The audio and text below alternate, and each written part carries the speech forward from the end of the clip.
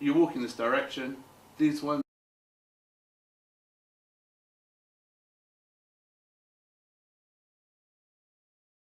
this pixel or this sensor is always over there, and when I turn, that pixel sensor moves automatically. And then when you cross a line, well, you can imagine what's happening. As I come in here, as we start crossing, you'll see the line appear. Oh, it's stopped. But as you cross a line, you'll see the data comes through automatically. So the sound appears. So that panning automatically, it just emerges from the system.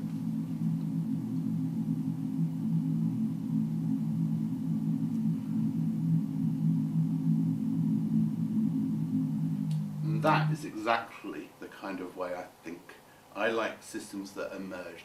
Sound comes out of some kind of emergent system. But the process, the system, has to have some kind of validity in terms of interaction or experience for me to be interested. What happens with this when you let a whole load of users on it? I showed it in the park in Cambridge, part of a festival there, and people would walk around, but then people would start walking in a circle, say, and claiming a piece of space. So as you layer over it, these whiter lines, the spaces where people have walked over more, become more and more intense, but then start sounding really horrible. So if you walk round and round and round in a circle, you make a wall in space, which someone comes along, and you'd see them, they walk along, and they would hit this wall, and it was so painful they had to take their headphones off. And what would happen then, if you look at the map, there's this circle protected area, and other users would come around and bounce around it, because it was so painful, until someone went, no, and they would just jump inside and claim that space. So it became as much about claiming space and experiential in space as it did about the sound and the generation in the system. Which again has parallels with colpersys. Now, you're all talking to each other. You're immediately going, oh, what speaker am I in? Or where are you? What noises are you making? What I discovered from doing the Aura systems were that the most interesting bit about the work for me was when you return that backpack. Because there's someone else waiting to take the backpack out. You, for Aura 2, you'd load up, you'd bring your backpack back, it'd get hung up, the backpack would detect that it was now at home, and it would upload its walk to the main server, which would then appear on screen, and you go, oh, that's my walk, oh, that's nice. And then people start talking to each other. Where did you walk? What was interesting? What was good? What did you see? People immediately start talking about, don't go over there, there's a group of goths getting drunk and snogging each other, for example, or whatever. And that kind of story is really interesting, and that affects their experience when the next person comes out. So I started wondering, am I more interested in those dialogues than I am actually in the sound and the system? But then if the sound and the system doesn't work, you don't get the dialogue. So you're smirking. It's it's kind of sympathetically, I hope. We can talk about it at the in about 5 minutes or something. So that's the background to what I do. Colpersys, I probably won't have time to talk about our project, I think, but colpersys, I'll talk about that a bit more quickly, and I will grab some imagery. Design docs.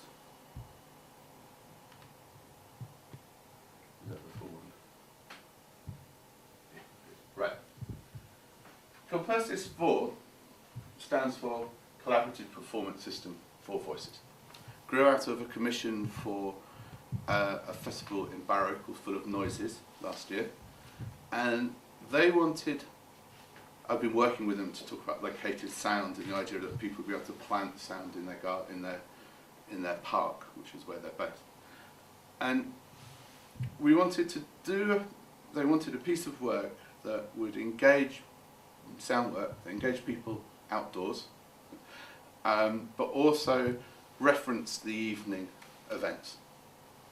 And I was saying, oh, I'm really interested in making these instruments that people play when they turn up and all this. And the work then evolved into saying, okay, let's have 4 speakers that you could control from your phone. And then it's like, well, what are they doing? Why are they there? And I started evolving this system of, this notation system based on linguistics. If you go far enough back, I've taught English. I studied linguistics for a while, and I'm very interested in language and language roots and things. And all the imagery in colpersys comes from one of 2 main languages, South Saharan language and a language called Ugaritic, both of which died out like 1500 BC, and they're one of the precursors to some European Mediterranean languages, in particular Ge'ez, which then became I was called language in Eritrea and stuff. Where the idea of you've got a symbol, in terms of written language, you've got a symbol which represents a consonant or a sound, and then there's some kind of mark or a change to that symbol to represent a vowel change, a vowel modifier. So I developed a language of symbols and background colour which represents the shift. So in the note player, all of the symbols represent a sound, and then the colours represent a change to that sound through either filtering or some kind of simple manipulation. And you see there's the full set there of colours and sounds. There's 6 colours, 6 symbols, a palette of 36. And this is partly why people get so pulled into it.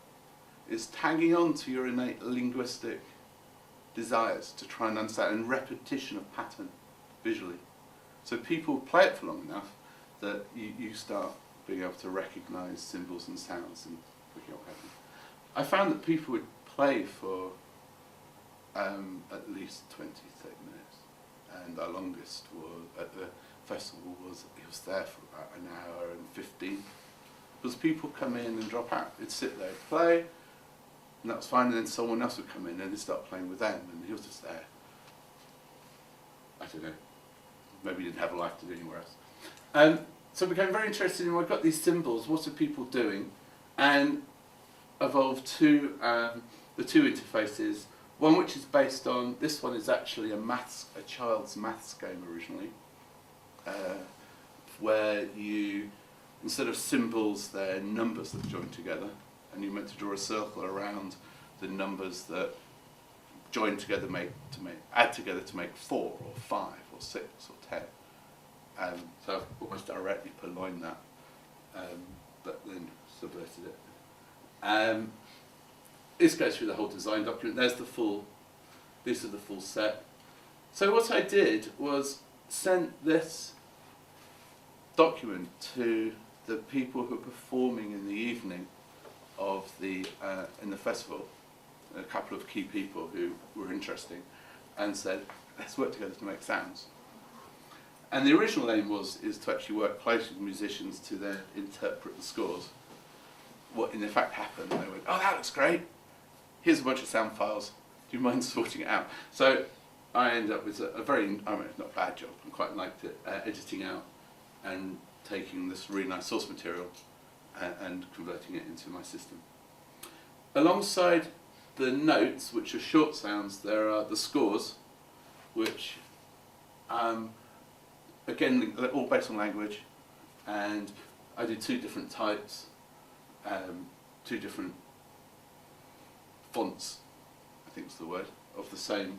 These are meant to be little scorelets of up to 20 to 30 seconds. And they're free to be, and when I'm making them, I was thinking in terms of language and phrases, but also trying to imagine giving instructions to someone who's working particularly on a computer, to fading in sounds or adding manipulation, rather than someone with an instrument per se. Or it would be interesting to return to these with a range of musicians or composers to and see how they get reinterpreted. Again, symbols the same, colour represents some kind of shift. And you place them, and it carries on. So, I make, how long do these present? Do you have some, Ricardo, do you have some time for questions at the end? Yes, we need okay. say 10 minutes or so. Okay. Well, I mean, that's the point. Oh, why am I here? Might as well finish on that. Ricardo's very, I first came here about 2 years ago, was it? If not longer, to have a chat. It was when I was doing the aura and the locative sound stuff more. Yes, but we have locative audio. Yeah. And it was kind of interesting, but we never actually did anything other than just chatting. And this time when I got in touch again, we discussed this idea that I could come and work ad hoc for a bit and to then see what happens. What's going to, kind of thing I want to look at is extending, combining the colpersys, but with the surround sound a bit more, because that's your facilities. It makes total sense. But also, I'm interested in you may have noticed, it may come up in the question, is when you tried to find your voice, what were you doing? How could we feed it back on the tablet or the phone itself? But then also, how could other people's actions get? How can I make more of a collaborative game, more of a multi-user game of it, virtually as well as in the physical space? If that makes sense. So, your device, you see what other people are doing, maybe, or to try and bring those up. Now, there's a whole host of issues in there, not only technically, but also again in that that key issue of your voice. What is it you're doing, and how do you know what it is that you're doing, and how do you learn what you're doing? So those it's a very open at the moment. That's the kind of direction that we go. Don't have time to talk about our project, I don't think, but that's a slight tangential life. Could you explain a little bit more what is the nature of the sounds in the collaborative piece? This one? Yeah. Are they sort of fixed media or procedural audio? Or what's going on there? Yeah, they are all they're just sound files. Sound files. They're all MP3 sound files, and they're a mixture of ones which I've actually made. I made a series of the very pure tone ones. You may have noticed those are just stuff I assembled because I felt the whole work needed it against all the other stuff. And then the other sounds are from the performances. The artists who were performing at the festival. They gave me sounds. So there's a group called Or, who play, how to describe it, tuba doom. So they're really, really, really good actually. If you ever get a chance to see them, couple of them, and they play, they have tubas, two of them play tuba, and they played a track, Earth, 60s doom track, and it was really, really good. So I got some there, so there, you'll hear those in there. There's also a group called APAT, who are a Liverpool-based performance group, and their piece was a bell piece, so you hear the bells, but also the Gregorian chanting.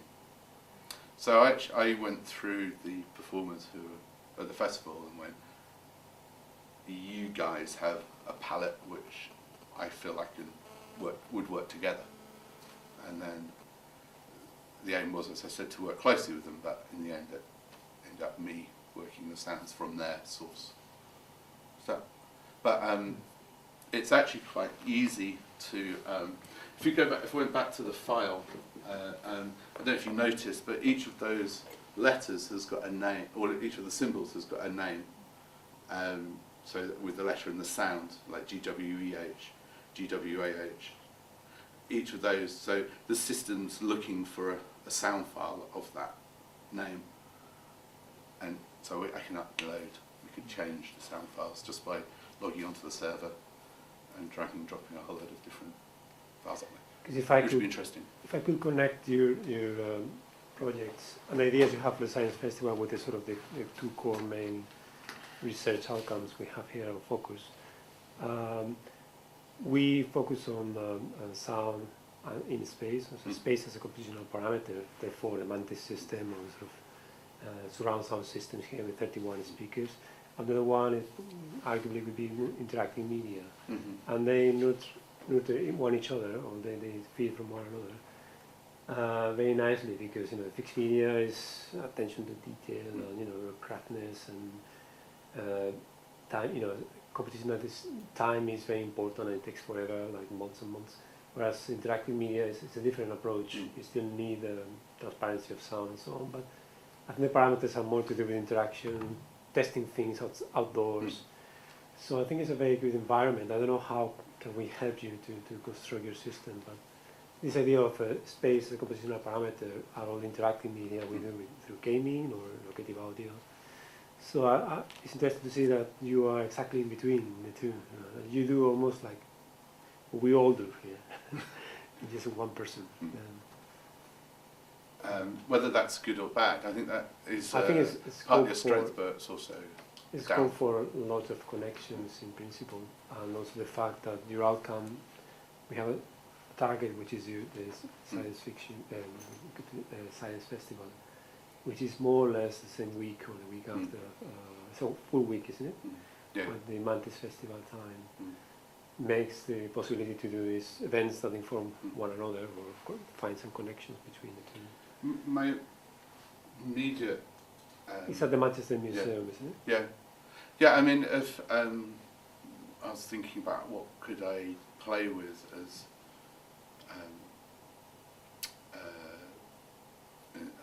my theme for coming to work. Well, do you have a it's specific about 5. idea? Well, there's in the terms of project? sounds and visuals, Right. and I find it's easier to because there's so many parameters.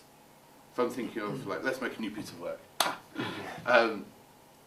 Is it the sound that leads it? Is it the graphics, or is it the real-time media? Is it the interaction, or what is? There's just so much to be dealing with, and it needs some kind of theme, some kind of thing to tie it down. Right. And in the OWL project, we've become very interested in water pollution. This might seem a little of a side, but I'll come back.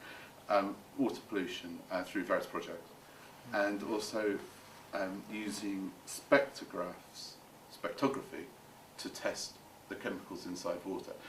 Spectrography is where you shine a bright light through water, and with a little prism or a grating, what happens is it gets spread out, so you get the colours like a rainbow. But if you then dissolve something in the water, some of those colours disappear because the chemicals absorb it. So each element has its own kind of spectral signature. And I've started sonifying them. So we've got this system where we hook up the camera and it comes into some software which then plays it as a sound. And the starting testing point for this was playing the elements. I got some spectrograph signatures of different elements, hydrogen, helium, and playing them. And they all sound really different. Some of them sound really cool. So I was thinking that there is a system there where you combine elements, and then the sound that you hear is a combination of the spectrograph thing. So some of it could be that will lead me to start tying down. I've got content, I've got sound, I've got the starting of like a theme, a concept, which happens to fit with science. And that would free me to concentrate on the spatial and interactional side of things. Does that make sense? So that could be quite. And there's also this nice thing of you're combining elements to make sound. Yeah, and they could drift around. I don't know. I'll go off when I get my sketch. If you start me thinking about it, I'll just go blank. We could be talking forever about this, but I think we should draw a line here Yeah. because it was more. It just came up in my head. So it's time for questions now. Do Yes, you have any? sorry. Hi, yeah. I was just wondering about the experience with different users and different types of users with the different things that you develop, because I would think that like school kids and different younger kids would really enjoy a lot of this, the kind of the play aspect of it, and that maybe older users and maybe users that come more from a similar kind of background might approach it more with the different sorts of, I don't know, priorities or different kind of experience basically. So how is that sort of, maybe has that driven at all the design of some of these things, or you just find that it's quite wide open and that people bring completely different experiences to it? Or? Yes and no. Part of me is always going design for your audience, and then the other part of me is going never design for your audience. The reason it sounds a bit weird is that if you design for one particular audience or an age group, you start cutting off other stuff. And it's very easy to make a system where it always works. I think audience should be able to fail. They should be able to make a horrible noise sometimes, or make too much noise in this case. So there's a balance there. In the case of colpersys particularly, I was pleased at the complete age range that and not only age range, but because it was shown in Barrow, I don't know if you know where Barrow is, it's kind of in Lake District. yes, Lake District, at the end of the Lake District, and it's a very there's this festival where there's an sound art audience coming in from all over the country, so you've got quite a rarefied audience with some very particular critical experiences. But then you also, because we're in the park and it was a sunny Saturday and Sunday, you've got people coming in who just hang out in the park, and they are from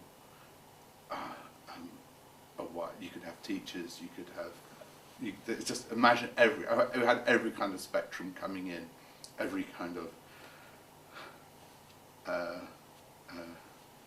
background. I don't know. And it was really, and I assumed that my main audience would be the shipped-in critical festival goer, and I was quite proved very nicely wrong, in that everyone came up and would, if they didn't have a phone with them, and people, because when I did it, people were going, oh, a touch screen, what are you doing with a touch screen? No one, very few people. Everyone, there was not one person, even quite old people who didn't have had some kind of experience with a touchscreen, which actually was really interesting for so many levels in terms of education and stuff. And what then happened was that people would subvert it and they would do their own games. So we had kids playing games with it, like changing each other, running around for the sound to different speakers. They had other people who were sitting critically listening to the music, or trying to actually, 3 or 4 people trying to play together. And you had just other people who were just like working out the language of it. So, in answer to your question, there is, if you, I think, people, yes, are always going to bring their own stuff. And I don't want to say don't worry about it, because on one hand, you need to really worry about it, but don't get, I try not to get overly agonised, especially something which is designed to be quite open. If it's a particular age group, then you've got to think about heights and stuff. We could go for hours on that one. It's too complicated.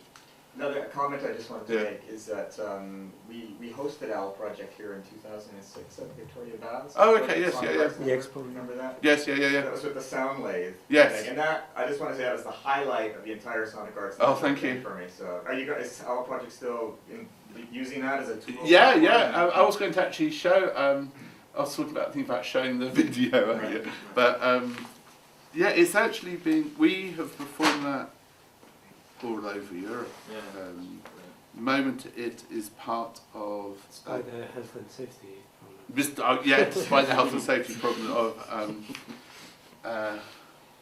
the shavings of wood chippings. But yeah, it's part of it. Along with our sound system, we make big speakers now to go with it. From Flow, you see. There we go. So we've got these. We make large wooden. We've got a PA system. This is like completely. This is the other half of my time. Is our project where we. I could talk about our project for another 2 hours. And the studios are in the northern quarter? Yes, it's in Rogue. Yeah, we've got a space in Rogue. Are they welcome to come and visit you? Yes. Come and have a look. We make.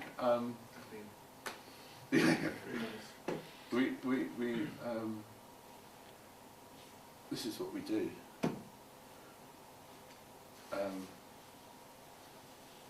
This is Flow. This was a large Olympics project where we made these machines that responded to. So this is the bubble synthesizer based on bubbling, which is driven by these great big bellows above your head. This is a machine that plays 12 hours of water samples, but based on the salinity of it.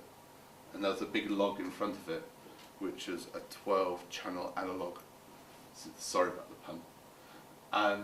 And it was all part of this project called Flow, where we commissioned or made or designed a floating water wheel, 4.5 meters by 4.5 meters, and that generated power to drive all the instruments which are inside the building. There you go, and that was the thing. That was not a small project. Is one of you guys a really good carpenter, or do you have to... We all do You all do that everything. Wow. Yeah. From C++ to Skills. wooden skills. Yeah. Well, it's only place. I mean, I've years. I was. Yeah. I've finally got myself in a position where I can use all the things that do all the things that interest me. So I get bored with C++. I get stuck. I'll go off and do some woodwork. And then whilst doing that. Very healthy like that, because when you're staring on a screen for 24 hours, it's not good at all. Yeah, you're upset. I've got to solve this problem. And actually, sitting there trying to solve a problem, you need to go do something with your hands. Yeah, just So you change the music, go and do something woodwork, and then you come back to it and go, oh yeah, I'd be stupid, aren't I? It's a comma. Yeah. Oh, anyway, yeah, so the speakers here, this whole thing ran off like 12 volts, and we didn't, we said we're not going to have a PA system on there, and each instrument needed to have its own set of speakers and stuff. But you consider doing a virtualization of your instruments, virtual versions of that, or maybe an hybrid approach where you have machine in the virtual environment and having Yes, the real one, you could them? have mix the two together. Oh, really? Yeah, that'd be good. Yeah, you could have this machine. We could do in I don't know anything. Let's do it in Minecraft and have it coming out, and then have half of it on screen and half of it in the real world, and it comes through, goes on. Yeah. Nice. Okay, probably. Oh, sorry. Just the last question. Yes. Are they did you have to dismantle everything after, or is it all, was it fixed? Is it fixed? Is it still there? No, we only had the money to keep it open for 6 months. Yeah. 45,000 people. The building is now gone back to the people who originally made it, but the machinery is all in our studio, and we are looking to tour and build up another piece around it, because it's all about testing water and analysing water, making sound. So we're looking to tour that. Yeah, it will happen eventually, but we keep on getting other work on. We have to draw a line here. There's a Okay. concert at 1:10, Trio Aten. You're welcome to attend. And then they have a 4:45, sorry, 4:15 symposium, the Composers Forum. And we are going to go for a quick lunch to Umami, hopefully. So if anyone wants to come, you're more than welcome. and then we will return here. I have to go to a meeting at 2, but Okay. you know, hopefully someone will help you do with the packing. Yeah, yeah. Cool. And the guys outside. I'll let you so- take 2 minutes. Okay. As you So sort. thank you very much. Great. Thank you. Keith. Thank Hopefully you we'll for have being a- testers.